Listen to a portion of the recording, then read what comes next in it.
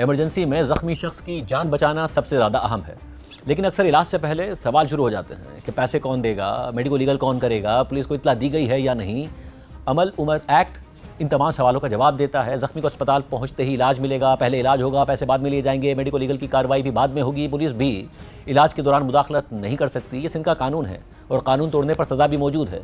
कानून मंजूर होने के बाद अब राह अमल ट्रस्ट, हुकूमत सिंध और सिंध हेल्थ केयर कमीशन ने आगाही मुहिम का आगाज़ कर दिया। ये एक्ट उस वक्त मंजूर किया गया जब 2018 में 7 साल बच्ची अमल उमर की पुलिस और डाकुओं के दरमियान फायरिंग के तबादले में ज़ख्मी होने के बाद फौरी तिब्बी इमदाद ना मिलने की वजह से मौत हो गई थी। उस वक्त सवाल उठा कि पुलिस के पास इतना भारी असलहा क्यों मौजूद था, क्यों अवाम के दरमियान इस तरह इतने भारी असलहे से फायरिंग का तबादला किया गया और फिर फायरिंग के तबादले में ज़ख्मी होने के बाद अमल के वालिदैन उसे फौरी तौर पर करीबी अस्पताल ले गए, मगर अस्पताल ने इलाज नहीं किया और दूसरे अस्पताल में मुंतकली के लिए एम्बुलेंस तक देने से इनकार कर दिया।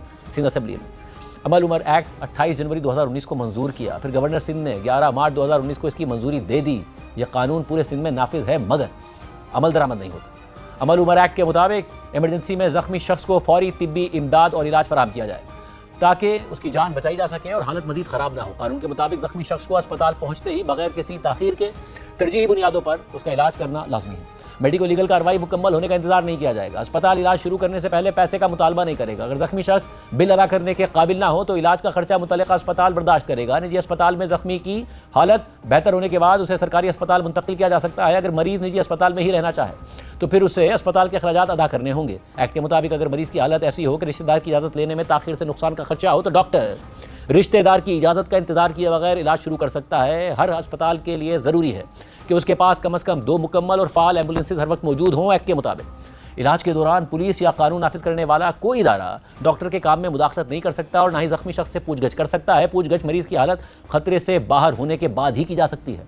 ज़ख्मी शख्स को सिर्फ उस सूरत में दूसरे अस्पताल मुंतकिल किया जा सकता है जब पहले अस्पताल में ज़रूरी इलाज की सहूलत मौजूद ना हो। ऐसी सूरत में मुंतकली का इंतजाम भी पहले अस्पताल की जिम्मेदारी है। कानून में मज़ीद लिखा है कि ज़ख्मी शख्स को इलाज मुकम्मल होने से पहले पुलिस स्टेशन नहीं ले जाया जा सकता और ना ही मेडिको लीगल कार्रवाई शुरू की जा सकती है। जो शख्स ज़ख्मी को अस्पताल पहुँचाए उसे भी हिरासा नहीं किया जाएगा। अस्पताल उस शख्स का नाम, पता और फ़ोन नंबर रिकॉर्ड में दर्ज करेगा। एक्ट में कानून तोड़ने पर सज़ा भी वाज़े की गई है, जिसके मुताबिक अगर कोई शख्स या अस्पताल इस कानून की खिलाफ वर्जी करे तो उसे 3 साल तक कैद, कम से कम 5 लाख रुपए जुर्माना या दोनों सज़ाएं हो सकती हैं। अगर किसी शख्स को अस्पताल की जानिब से कानून की खिलाफ वर्जी की शिकायत हो तो वो 7 दिन के अंदर शिकायत कर सकता है। मुतल्लिका इदारे को शिकायत का फैसला 60 दिन के अंदर करना होगा। मरीज़ या उसके कानूनी वारिस मुतालबा करें तो अस्पताल को 14 दिन के अंदर मरीज़ के मुताल्लिक तमाम रिकॉर्ड और मालूमात फराहम करना होंगी। इस एक्ट के तहत मुसलसल आगाही मुहिम चलाई जाएगी ताकि अवाम, डॉक्टर्स, पुलिस और दीगर कानून नाफिज करने वाले इदारे अपनी जिम्मेदारियाँ समझ सकें।